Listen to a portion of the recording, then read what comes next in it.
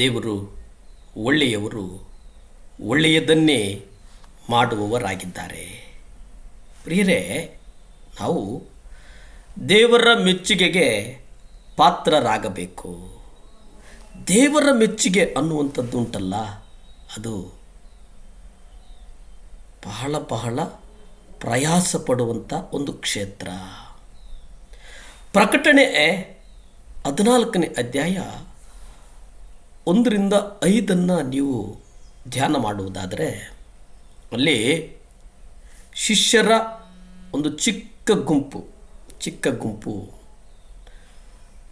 ಒಂದು ಸಮೂಹ ಭೂಲೋಕದ ತಮ್ಮ ಜೀವಿತ ಅವಧಿಯಲ್ಲಿ ಕರ್ತನಾದಂಥ ಯೇಸುವನ್ನು ಹೃತ್ಪೂರ್ವಕವಾಗಿ ಹಿಂಬಾಲಿಸಿದ್ದಕ್ಕಾಗಿ ಅಲ್ಲಿ ಪಟ್ಟಂಥ ಪ್ರಯಾಸ, ಆ ಪ್ರಯಾಸಕ್ಕೆ ದೇವರು ಮೆಚ್ಚಿದ್ರು ಅನ್ನೋದನ್ನು ನಾವು ಅಲ್ಲಿ ಓದ್ತೇವೆ. ಅಂತ್ಯ ದಿನದಲ್ಲಿ ಇಂದು ಜಯಶಾಲಿಗಳಾಗಿ ಯೇಸುವಿನ ಜೊತೆಯಲ್ಲಿ ನಿಲ್ತಾರೆ. ಈ ರೀತಿಯಾಗಿ ತಂದೆಯಾದಂಥ ದೇವರು ಇವರ ಜೀವಿತದಲ್ಲಿ ತನ್ನ ಸಂಪೂರ್ಣ ಸಂಕಲ್ಪವನ್ನು ಸಾಧಿಸ್ತಾರೆ. ಪ್ರಕಟಣೆ ನೀವು ನೋಡಿ 7ನೇ ಅಧ್ಯಾಯ 9-10 ನಾವು ನೋಡ್ತೇವೆ.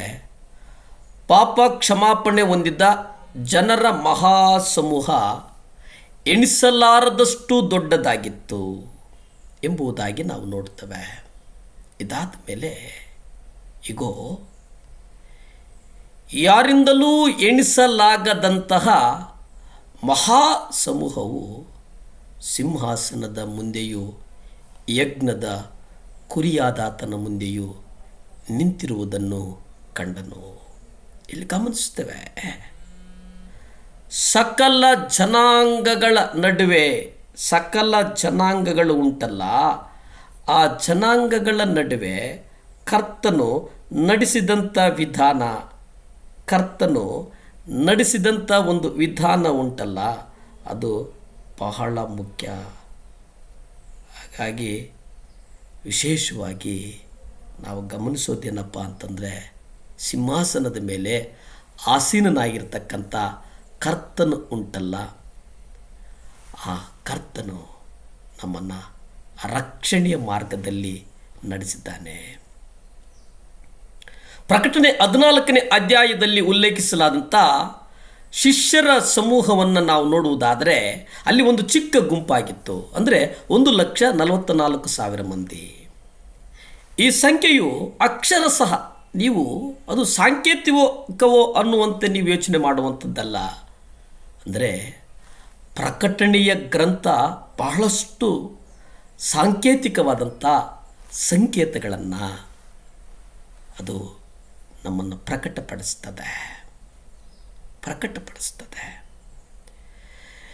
ದೇವರಿಗೆ ನಂಬಿಕಸ್ಥರಾಗಿ ಯಥಾರ್ಥರಾಗಿ ಲೋಕದಲ್ಲಿ ಉಳ್ಕಂಡ ಸ್ವಲ್ಪ ಜನರೇನಿದ್ದರೋ ಇವರು ಪರೀಕ್ಷಿಸಲ್ಪಟ್ಟಿದ್ದರು. ನಂಬರ್ 1. 2ನೇದು, ದೇವರ ಮೆಚ್ಚುಗೆಯ ಬಹುಮಾನವನ್ನು ಗಳಿಸಿದ್ದರು. ಇದು 2. ಇವೆರಡನ್ನು ಅವರು ಗಳಿಸಿರುತ್ತಾರೆ. ಪ್ರಿಯರೇ, ಸ್ವತಃ ದೇವರೇ ಇವರ ವಿಷಯವಾಗಿ ಪ್ರಮಾಣ ಪತ್ರ ಕೊಟ್ಟರು.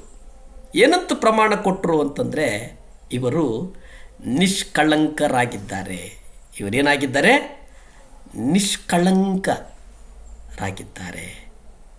ಯಜ್ಞದ ಕುರಿಯಾದಾತನು ಎಲ್ಲಿ ಹೋದರೂ ಇವರು ಆತನನ್ನು ಹಿಂಬಾಲಿಸ್ತಾರೆ. ಅವರ ಬಾಯಲ್ಲಿ ಸುಳ್ಳು ಸಿಕ್ಕಲಿಲ್ಲ.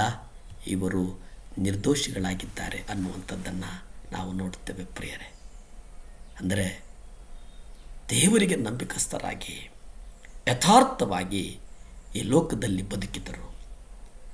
ಈ ಲೋಕದಲ್ಲಿ ಅವರು ಯಥಾರ್ಥವಾಗಿ ಜೀವಿಸಿದರು. ಪ್ರಾರ್ಥಿಸಿಕೊಳ್ಳೋಣ. ಭೂಮಿ ಆಕಾಶಗಳನ್ನು ಉಂಟು ಮಾಡಿದಂಥ ಸರ್ವಶಕ್ತನಾದಂಥ ದೇವರೇ ಸ್ತೋತ್ರಪ್ಪ. ದೇವರೇ, ಈ ನೂತನವಾದಂಥ ಮಾಸದಲ್ಲಿ ಪರಿಶುದ್ಧಾತ್ಮ ದೇವರೇ ಪ್ರವೇಶ ಮಾಡಲು ನೀವು ಕೊಟ್ಟಂಥ ಮಹಾಕೃಪೆಗಾಗಿ ವಂದಿಸ್ತೇನೆ. ದೇವರೇ, ಈ ನೂತನವಾದಂಥ ತಿಂಗಳಲ್ಲಿ ದೇವರೇ ಮಕ್ಕಳಿಗೆ 2ರಷ್ಟಾಗಲಿ ಸ್ವಾಮಿ. ಮಕ್ಕಳ ಆದಾಯ 2ರಷ್ಟಾಗಲಿ ಸ್ವಾಮಿ. ಮಕ್ಕಳ ಆರೋಗ್ಯ 2ರಷ್ಟಾಗಲಿ ಸ್ವಾಮಿ. ಮಕ್ಕಳ ಕುಟುಂಬ 2ರಷ್ಟಾಗಿ ಆಶೀರ್ವದಿಸಲ್ಪಡಲಿ ಸ್ವಾಮಿ. ಯೇಸಪ್ಪ, ನಿಮ್ಮ ರಕ್ತ ಚೆಲ್ಲಲ್ಪಡಲಿ. ಮಕ್ಕಳನ್ನು ಆಶೀರ್ವದಿಸು, ಬಲಪಡಿಸು, ಸ್ಥಿರಪಡಿಸು. ಯೇಸುವಿನ ನಾಮದಲ್ಲಿ ಬೇಡಿ ಬಂದು ಆಶೀರ್ವಾದಗಳನ್ನು ಹೊಂದ್ಕೊಳ್ತಾ ಇದ್ದಿ ಪರಮ ತಂದೆಯೇ. ಆಮೇನ್.